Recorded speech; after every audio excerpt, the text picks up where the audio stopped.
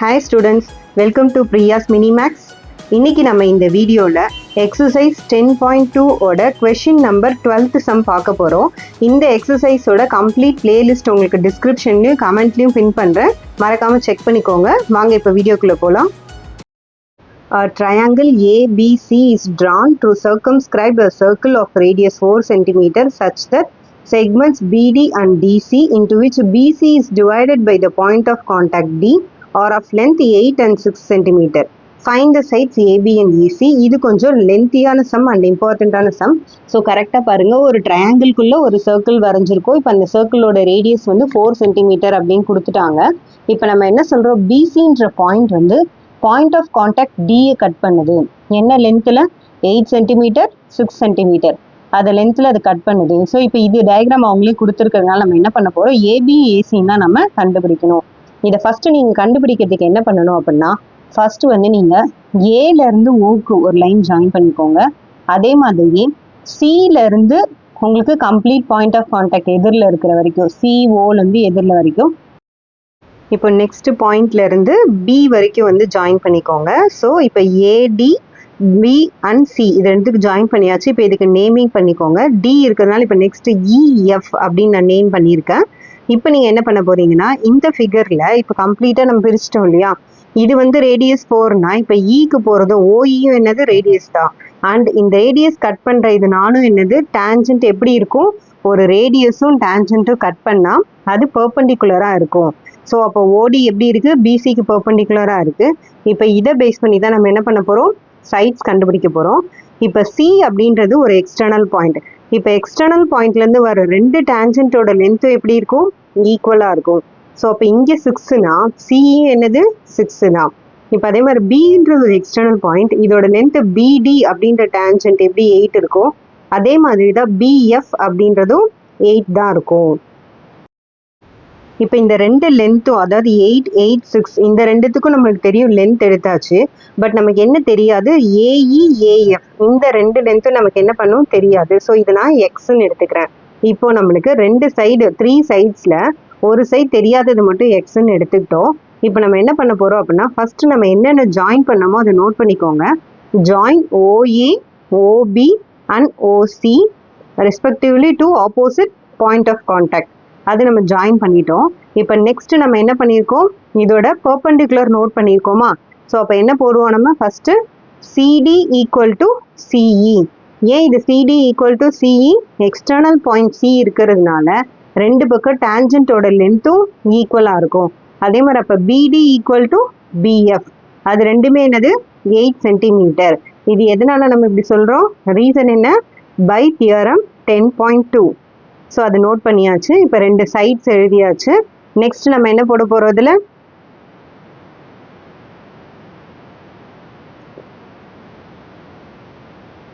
இன் triangle ஏபிசின்னு எடுத்துக்கோங்க. அதாவது இந்த ஹோல் ட்ரையாங்கிள் ஏபிசியில் நம்மளுக்கு ஃபஸ்ட்டு வந்து என்ன ஏரியா கண்டுபிடிக்க போகிறோம்.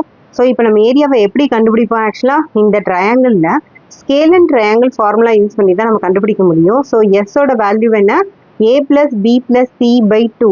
இப்போ இந்த இடத்துல ஏபிசினா என்னன்னு தெரியணும், இது ஒரு சைடு. இப்போ நீங்கள் வந்து சப்போஸ் நான் வந்து இப்போ ஏ அப்படின்னு ஒரு சைடு எடுத்துக்கிறேன், ஏபின்ற சைடை வந்து நான் ஏன்னு எடுத்துக்கிறேன்னு வச்சுக்கோங்க. இப்போ இதோட சைடு என்னது எக்ஸ் + 8. நெக்ஸ்ட் அதே மாதிரி பிசி அப்படின்ற சைடை நீங்கள் பின்னு எடுத்துக்கிட்டிங்கன்னா 8 + 6 14 cm. அண்ட் ஏசின்ற சைடு சின்னு எடுத்துக்கோங்க. இந்த சைடு என்னது எக்ஸ் + 6. ஸோ நம்மளுக்கு என்ன தெரிஞ்சிச்சு, இப்போ இந்த 3 சைட்ஸும் தெரிஞ்சிச்சு. இந்த 3த்தையும் யூஸ் பண்ணி area of scale and triangle வச்சு நம்ம என்ன பண்ணலாம், ஏரியா கண்டுபிடிக்க ட்ரை பண்ணலாம். இப்போ ஏ + பி + சி / 2 இந்த 3 சைட்ஸும் ஆட் பண்ணி / 2 போடுங்க. இப்போ 2 எக்ஸ் இருக்கிறதுனால அண்ட் அகைன் 2x + 8 14 6 எல்லாத்தையும் ஆட் பண்ணிங்கன்னா 28/2. இப்போ இதில் 2 வந்து காமனாக எடுக்க முடியுமா, அப்போ இதில் 2 காமனாக எடுத்திங்கன்னா ரிமைனிங் என்ன இருக்கும், எக்ஸ் + 14/2 இருக்கும். இப்போ 2க்கு 2 என்ன ஆகிடும், கட் ஆகிடும். அப்போ ஸ்கேல் அண்ட் ட்ரையாங்கிளில் எஸ்ஸோட வேல்யூ என்ன வருது நமக்கு, எக்ஸ் + 14.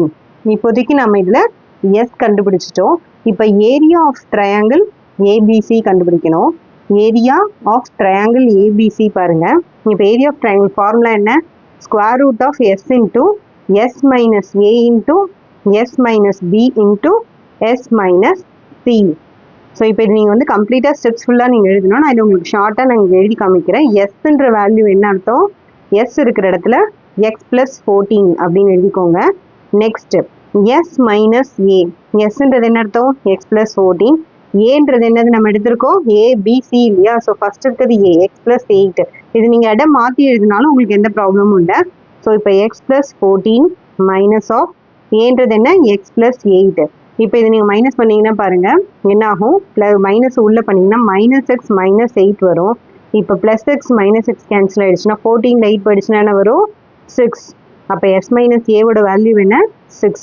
இப்போ அடுத்து அதே மாதிரியே எஸ் மைனஸ் பி பாருங்கள். இப்போ எஸ் மைனஸ் பியில் அதே எஸ் எழுதிக்கோங்க. எக்ஸ் ப்ளஸ் 14 மைனஸ் பியோட வேல்யூ பிசி அப்படின்றது என்ன அர்த்தம்? பிசின்றது 14.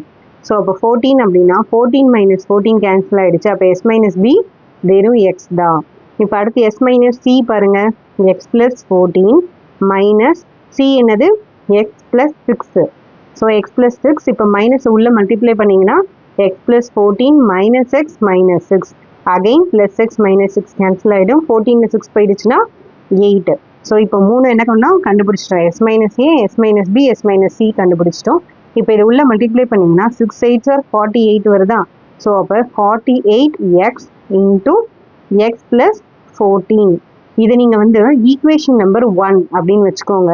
ஏன்னா இப்போ நம்மளுக்கு இதில் எக்ஸே இருக்குது. நம்மளால் வந்து முழு ஏரியாவை இதில் கண்டுபிடிக்க முடியல. ஸோ இப்போ ஏரியா ஆஃப் ட்ரையாங்கிள் ஏபிசியை ஈக்குவேஷன் நம்பர் 1ன்னு வச்சுக்கோங்க. நான் உங்களுக்கு நெக்ஸ்ட் பேஜில் இதை எப்படி ஸ்ப்ளிட் பண்ணி இந்த எக்ஸோட வேல்யூ சால்வ் பண்ணணும் அப்படின்னு சொல்கிறேன். ஸோ இப்போ இந்த இடத்துல நீங்கள் வந்து ஒரு ஸ்க்ரீன்ஷாட் எடுத்து வச்சுக்கோங்க இந்த பேஜை. இந்த சம் நாங்கள் நெக்ஸ்ட் பேஜில் கண்டினியூ பண்ணலாம். இப்போ பாருங்கள், உங்களுக்கு புரியறதுக்காக நான் வந்து இந்த ட்ரையாங்கிளை 3ஆக பிரித்து வரைஞ்சிருக்கேன். அதாவது ஃபஸ்ட்டு ஏபிசி ட்ரையாங்கிளை வந்து AOC and another triangle AOB and next triangle BOC அப்படி 3 ட்ரையாங்கிள் பிரிச்சிருக்கேன். இப்போ இந்த 3 ட்ரையாங்கிளோட ஏரியாவையும் half into base into height இந்த ஃபார்முலாவில் நம்ம எழுத போகிறோம். பிகாஸ் ஏபிசியை நம்ம ஆல்ரெடி கண்டுபிடிச்சிட்டோம். பட் அதில் எக்ஸ் வர்றதுனால நம்ம ஸ்ப்ளிட் பண்ணி இப்போ எழுத போகிறோம். இப்போ ஃபஸ்ட்டு பாருங்கள் எப்படி எழுதலாம்? Area of triangle A O C plus area of triangle A O B plus last என்ன ஏரியா இருக்குது? Area of triangle B O C. So இது 3 நம்ம ஏரியா ஆஃப் ட்ரையாங்கிள் எழுதிட்டோமா? இப்போ first half into base into height. இப்போ ஹாஃப் இன்ட்டு பேஸ் அப்படின்னா என்ன மேம் அப்படின்னா, இப்போ நீங்கள் ஏஓசி எடுத்துக்கிட்டிங்கன்னா உங்களுக்கு இதுதான் இல்லையா? இப்போ வந்து பேஸ் அப்படின்றது வந்து எக்ஸ் ப்ளஸ் 6 கீழே இருக்குது. ஹைட்டுன்றது என்ன அர்த்தம்? ரேடியஸ். ஸோ இப்போ இதோட ரேடியஸ் என்னது? ஓஇயோட ரேடியஸ் என்ன அர்த்தம்? நம்மளுக்கு இங்கே வந்து 4 இருக்கிறதா அர்த்தம். ஸோ அப்போ இதோட ரேடியஸ் நம்ம என்ன எழுத போகிறோம்? 4 அப்படின்னு நோட் பண்ணிக்கோங்க. எவ்ரி டைம் வந்து பேஸ்ன்றது கீழே இருக்குது, ஹைட்டுன்றது ஆக்சுவல் ஹைட்டு, ஸ்லாண்டிங் ஹைட் எழுதக்கூடாது. ஸோ இப்போ இதில் பாருங்கள், ஏஓபி எடுத்துக்கிட்டிங்கன்னா இதோட பேஸ் என்னது? எக்ஸ் ப்ளஸ் 8 இன்ட்டு ஹைட் என்னது? அதோட ரேடியஸ். ஸோ 4 ப்ளஸ் இந்த இடத்துல ஹாஃப் இன்ட்டு பேஸ் என்னது? 8 + 6 14. நமக்கு ஆக்சுவலாக தெரியும் பிசியோட லென்த்து. ஸோ அதை ஸ்ட்ரைட்டாக வந்து 14 எழுதிக்கோங்க. அந்த ரேடியஸ் எவ்வளோ? 4. ஸோ இப்போ இதை கட் பண்ணுங்கள். இந்த ஹாஃப் மட்டும் நம்ம கட் பண்ணுவோமா? 2 டைம்ஸ் 4 வரும். அகைன் 2 டைம்ஸ் 4 வரும். இங்கே 2 7 டைம்ஸ் பண்ணுறேன். மல்டிப்ளிகேஷன் ஈஸியாக இருக்கும் அதனால். இப்போ பாருங்கள், இது உள்ள மல்டிப்ளை பண்ணிங்கன்னா 2 into X plus 6 plus 2 into X plus 8. இங்கே என்ன இருக்குது? 7 4s are 28 இருக்குது. ஸோ 28. இப்போ நீங்கள் இது உள்ள மல்டிப்ளை பண்ணுங்கள். ஃபுல்லாக கம்ப்ளீட் ஈக்குவேஷன் சால்வ் பண்ணிங்கன்னா 2x + 12 ப்ளஸ் 2x + 16 ப்ளஸ் 28. இப்போ இதை நீங்கள் சால்வ் பண்ணிங்கன்னா என்ன ஆகும்? 2xம் 2xம் 4x ஆகிடும். இப்போ என்ன வரும் நம்மளுக்கு? 56. அப்போ 4 காமனாக வெளில எடுத்திங்கன்னா எக்ஸ் ப்ளஸ் 14. இப்போ நம்மளுக்கு என்ன தெரியுது? இதை வந்து நீங்கள் ஈக்குவேஷன் நம்பர் 2ஆக நோட் பண்ணிக்கோங்க. பிகாஸ் நம்மளுக்கு என்ன ஏற்கனவே வந்து கம்ப்ளீட் ஏபிசி ட்ரையாங்கிள் நம்ம கண்டுபிடிச்சிருக்கோம். இப்போ அதே ஏபிசி ட்ரையாங்கிளை 3ஆக ஸ்ப்ளிட் பண்ணி கண்டுபிடிச்சிருக்கோம். அப்போ ரெண்டுமே ஈக்குவல் தானா?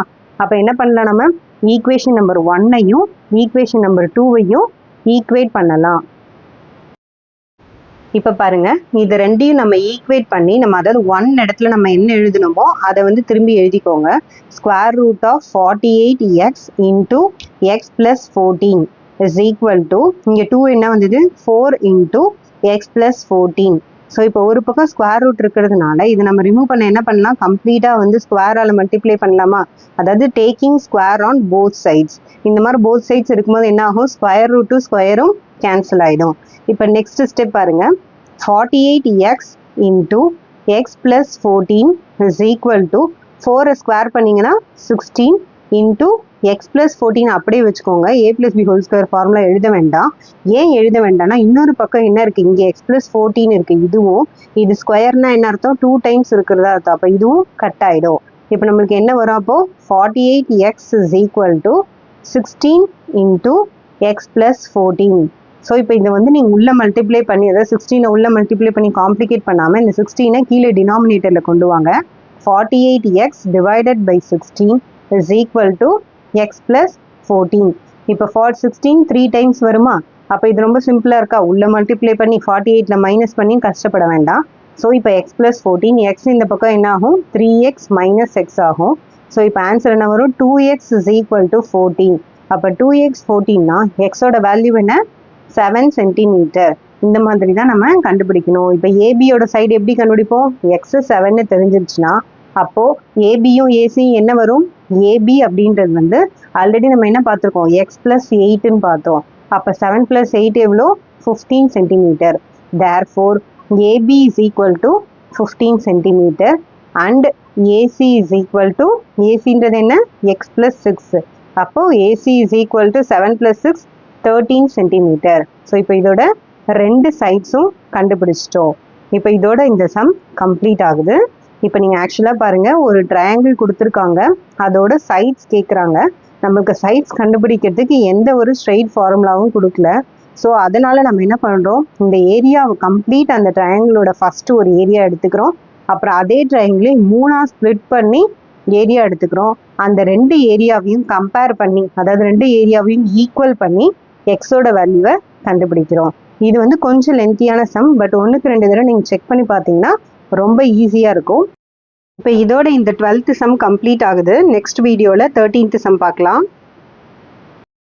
உங்களுக்கு இந்த வீடியோ பிடிச்சிருந்தா லைக் பண்ணுங்கள், உங்கள் கிளாஸ்மேட்ஸ் அண்ட் ஃப்ரெண்ட்ஸ்க்கும் ஷேர் பண்ணுங்கள். மறக்காமல் நம்ம சேனலை சப்ஸ்கிரைப் பண்ணி வச்சுக்கோங்க. தேங்க்யூ ஃபார் வாட்சிங்.